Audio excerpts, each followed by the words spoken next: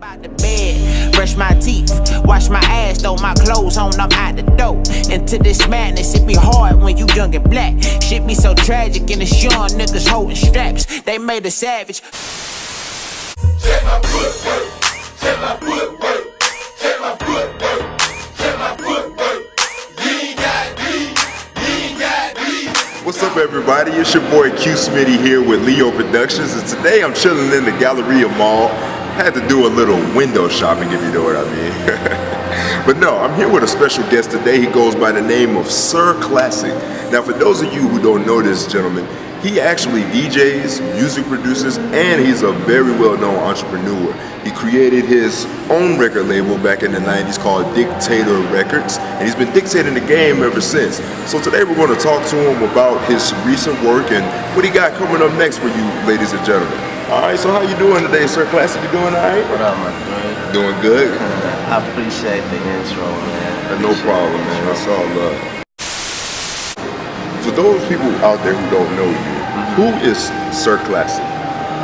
Whoa, Sir Classic is, like you said earlier, entrepreneur, businessman, just like I said, the get it done, man. Get it done, right? Get it done, whatever it takes to get task, project, whatever we're doing, you know, get into the finish line. Okay. That's who I am. Okay. Now, you have a very interesting background. You moved all over the place. You were originally from Aurora, Illinois. Is that correct? Yes, sir. Okay. And I think the most interesting thing about your childhood growing up is you lived in Nigeria. Is that right? Definitely. Okay. So what was that like, living in Nigeria as a child? It was a cultural experience. At first, a little shock to it. I bet. But it's a huge culture shock. Yeah, as a kid, but I got used to it. It was something, I guess, my parents made a decision. They wanted us to go live with my grandmother, so we ended up moving. They took us there, and I grew up all throughout my life. Beginning of my teenage years, until I came back to the States. It was different. It was fun. Okay. You know, besides getting, like I said, getting past the whole shock of just not being with your mom. But like I said, my grandma raised us. It was fun. Learned some good things. It's very interesting. Where did you find the inspiration to pursue music as your career? You know what? That's crazy as you asked me. I never really pursued it. I mean, you know, like, pursuing to me is when people wake up and say, I'll go to school, basically say, this is what I'm gonna do. It was just organic for me. Like, I didn't have a blueprint. Like, everything I've learned so far, as I see it with you, was something that it was more like hard knocks, like doing it as I was going. Like, that's how it was. When I first collected my first cassette tape or mixtape and just having a love of music, learning the artists that I heard on the tapes and stuff like that. And as I learned, I got fascinated. One thing about me, I am as a person, I'm curious to learn like anything. So as I was collecting, I was learning. One step would move to the next step. One step moved to the next. So that's what it was. I didn't just wake up and say, hey, I'm going to be in the music. It's organic. Okay, it was just one of those natural things. Yeah, I got it was natural, everything. Now, a lot of rappers have other rappers that they looked up to growing up. Who were some producers that you would say really had an impact on you wanting to produce? Well, all the old school, what y'all consider old school, like Bernie Morrell, Bootsy, these all the behind, and even George himself, all the old people that produced the Parliament movement, Parliament Funkadelic. Okay. The reason why that is because all the music that I was jamming as a teenager, like all the Dr. Dre stuff, Dr. Dre was influenced by George Clinton, all that Parliament. Right. So me, liking the Notosaurus, I started digging in the crates. And I just heard some of that old Mothership type song. Got that old school so classic I started feel. listening to that, and I got into it. And some of that, like Ohio Players, all that, some of the stuff that influenced me. George Clinton, Quincy Jones, Stevie Wonder, like those guys right there. You started Dictator Records Okay. back in the 90s, and you've been continuously having successful Late art. 90s. Right, late 90s, 90s babies right here. And you've had a lot of success since you founded your record label. Can you talk to us a little bit about that, as far as, you know, some artists you worked with throughout the years through your record label? You know what? Since you brought that up, and like I said, everything was organic. I did not go out and say, "Oh, I'm gonna do this." God bless his soul, he's no longer with us, Lil Dre. At that time, when I first started it, we used to make mixtapes. Like I did mixtapes.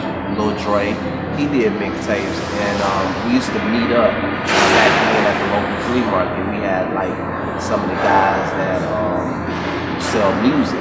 Okay. So Lil Dre, when I would go drop off my mixtapes at the spot, Dre would come in to make his mixtapes, and we just became real cool. And as time progressed, I remember Lil Dre at that time, what we used to do mixtapes when we were taking other people's music, making a mixtape, and we had a large fan base on it. Right. So I remember when Lil Dre, at this time he was staying with his mom at the time. This is in, I don't know if a lot of people are familiar with Lithonia, Georgia. I got some family out there. Oh, you do? Okay, okay. Shout out Lithonia. Lithonia, L-Town, we call that Lit Town. Dre, basically, I never forget it, he said, "Hey man, I'm about to go buy an MPC." We didn't even have an idea. We didn't know what an MPC was at that time. You know, everybody that's done music knows an MPC. Right. That's the key thing. So he said, "I'm about to buy an MPC and I'm gonna make beats." And at that time, we was like, okay, you know, we didn't have no knowledge of it. So I remember at that time, he went to Guitar Center and bought the MPC. Okay. And in his mama's basement, he used to program beats. Okay. So at the time of him programming beats, he would program the beats, and all the local guys around the neighborhood would come over there and get on the tapes and stuff. And he was making original beats. Well, we sampled a lot too. He would sample, sample pattern at the 808 beats and all that. And to make a long story short, he would have the guys. So I remember he finished the tape. And all he did when I'd be over there, he handed me the tape and say, "Do what you do, get it out." Like he said, get it out. And me, I didn't know nothing. Like literally, I was like, okay, I knew certain areas just locally in Atlanta, like put my tapes out, like all the different flea markets, because I had a relationship. So what I did at that time, we was dealing with cassettes. I think I had got like, it was like $1,000. You know, I'm 19 at the time. I came with the money, bought a tape duplicator, and the tape that Dre had gave me. Because I knew I needed to get the tape out, and I knew I needed a lot of copies if we were going to get it out. So I bought the tape duplicator. We used to make our own tapes, duplicate them and all that. And with that being said, I remember the first tape when people would come to my shop and be like, let me get a tape. And I was amused at first. I was like, they actually bought this. Right. Now, this ain't, no, we ain't talking about artists that was already out on the market. People actually came and bought some we did locally.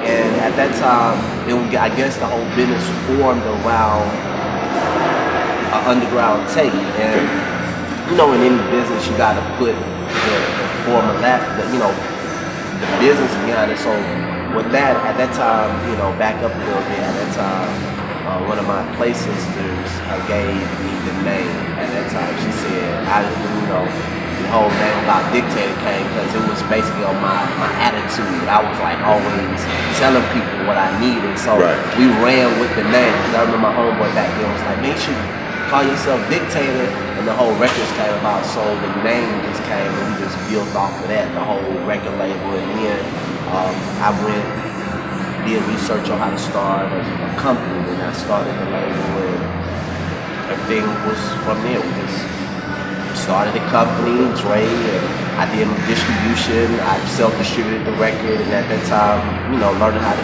get the records mixed, mastered, give it to other distributors. Because it started off locally, and we used to get in the car, like all the stuff people say, selling out the trunk. We'll go city to city, state to state with the record, and after so much success of selling so many copies, I was like, okay, it's time to do another one, and just move from there. Okay. Thank you for watching. If you liked what you watched, like, comment, and subscribe to my YouTube channel. You can also follow me on Facebook and Instagram to receive the latest updates on the newest videos.